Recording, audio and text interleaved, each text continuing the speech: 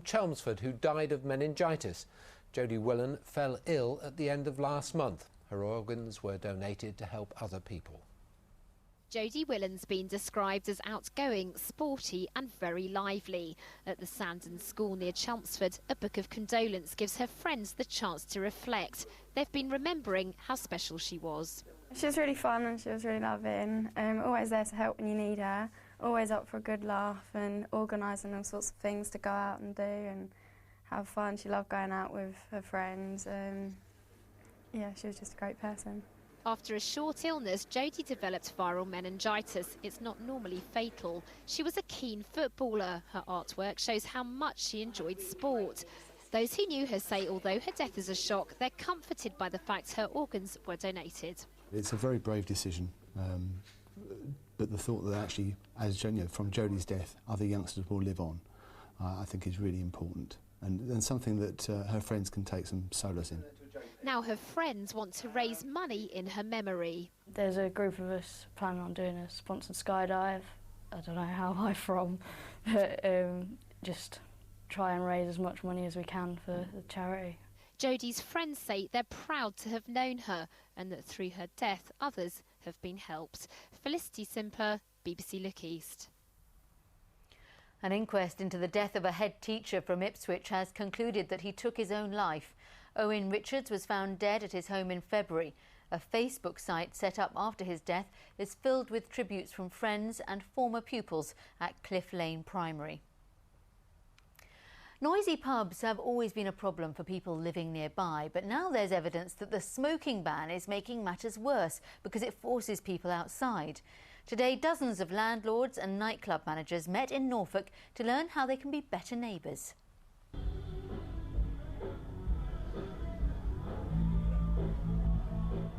The sounds of revellers enjoying themselves at a pub disco. What you might not realise is that this sound was recorded in the front room of a house next door to the pub. The recording was gathered by North Norfolk District Council following a complaint about excessive noise. The last owner of this pub had its music licence revoked after complaints. Its new landlord has tried to ensure his neighbours are kept happy, even soundproofing the pub walls. We also had specific concerns about people gathering to the front of the building, smoking and drinking. We've erected signage encouraging people not to do that, and we police that on a nightly basis. Last year, North Norfolk District Council received 449 complaints about noise, including 190 about loud music and 72 about barking dogs. Today's seminar aimed to help licensees to avoid the problems of complaints. We obviously recognise that pubs have to diversify. They're moving into different areas to try and make profit, which is what they're there for. So we want to make them aware of the rules and regulations that they obviously need to comply with. Anne Harding runs 2 pubs in Cromer. She says today's seminar has been helpful. It's quite difficult though to monitor everything, and noise and people outside smoking, and it has to be done. With summer promising to turn up any day now, it's hoped that a little thoughtfulness on the part of pubs and their clientele might make outdoor entertainment a little easier on the ears for all. Marianne Issamdar, BBC Look East, North Norfolk.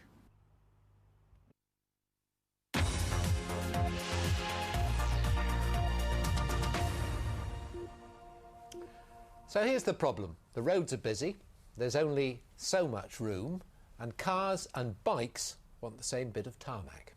It's a particular issue in Cambridge where a row is brewing in one road over plans to ban parking in cycle lanes. We've asked a cyclist and a resident to explain the Battle of Gilbert Road in their own words. Hello, my name is Vanessa Kelly. I cycle up and down Gilbert Road 2 or 3 times a week. I just want to show you how dangerous it can be. My name is Simon Walker. I've been a resident on Gilbert Road for the last 14 years. If this scheme goes ahead, it will cause problems for the future. Some of the traffic along Gilbert Road goes at quite a lick, so I do find it a little intimidating at times. Well, 2 schemes were put forward for residents to actually vote on. One was a total parking ban. The other one was the use of solid white lines to designate cycle lanes. What's the point of having a cycle path that people can park in? If you're a cyclist, you have to weave in and out, and there's plenty of off-road parking. It's 11:20 now, and at this time of the day, there are very few cyclists around. How then can you ban parking when there's so few cyclists? A lot of Gilbert Road residents have 2 spaces for car parking off the road. I don't feel that they have a claim over the road. They seem to feel they have some sort of ownership. Just imagine a parking ban on Gilbert Road now. The residential character of the road will be jeopardised. Cars will see a great through road ahead of them and will put their foot down and will go faster. There are a lot of elderly people along Gilbert Road who are dependent on care workers and social service visits throughout the day. Also tradesmen, other visitors. They need somewhere to park. If parking is banned, they'll have to park on the side roads. This then has an impact on congestion and on parking for residents in those side roads. So I lived in Holland for a couple of years, and I found that the ease with which we could cycle around and the fantastic cycle infrastructure over there made quality of life so much better than it is here. So I'd like to see the cycleway built on Gilbert Road, and I'd like to see it done quickly.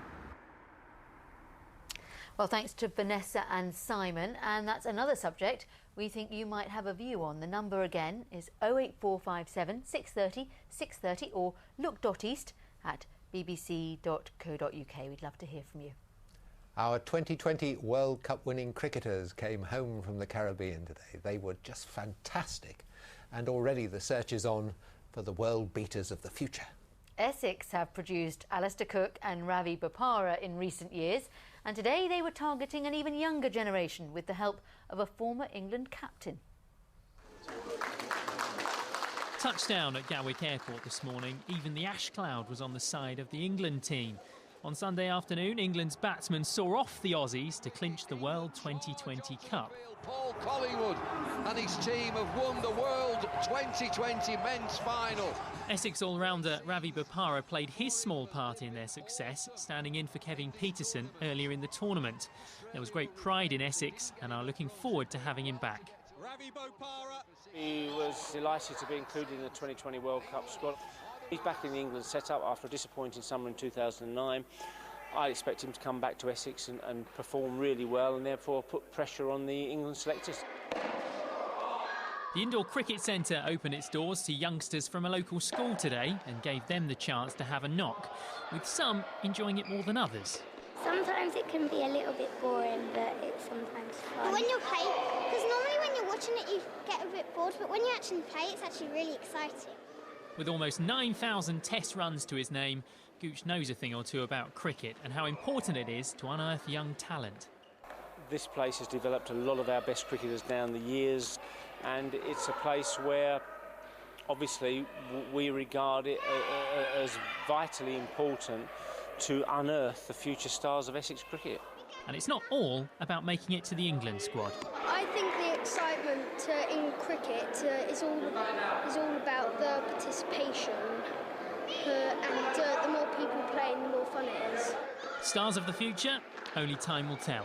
Phil Daly, BBC Look East. Now, you see, they're all agreed on it's to do with the participation, isn't it? I know. I thought the girl had a point, though. I know you don't find it boring, but, you know, it can be kind of, you know, a gentle watch. I was gripped at the weekend for the 2020. Now, we've got something very nice to have a look at in the weather. Chris Bell, hello. Good afternoon, Stuart. Well, as we look at, we started off the day today with a brilliant sunrise across the Cambridgeshire Fens this morning, and you'll notice some reddish hue to the sunrise this morning, that having a little bit to do with the volcanic ash in the atmosphere, just scattering the light a little bit more with the extra particulate there. But the good news is we've got an area of high pressure off to the west of us at the moment, and that's going to continue to develop in